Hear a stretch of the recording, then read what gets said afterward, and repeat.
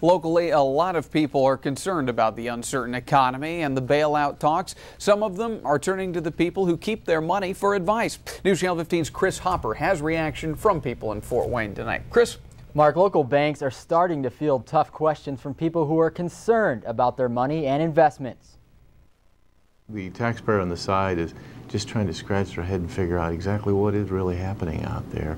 People are starting to grow weary about the possibility of a $700 billion bailout and how it affects their money. I think that uncertainty about the situation as well as their own personal situation creates a lot of anxiety for the client. Star Financial is working to assure people that with the correct steps, their money will be okay. There are tools out there that we can deploy to help them get that protection and cover those deposits.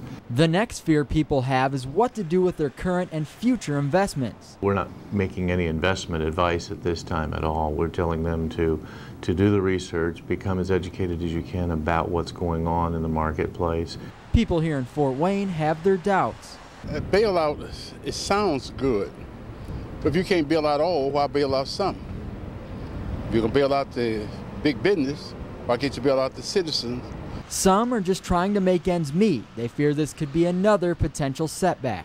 It's pretty tight, isn't it, with the cost of gas, and I've really noticed the groceries are going up, and it just seems like everything's getting more expensive, and yet, for example, I don't even have any health insurance. But local banks like Star Financial are telling people to find out as much as they can to make educated decisions with their money.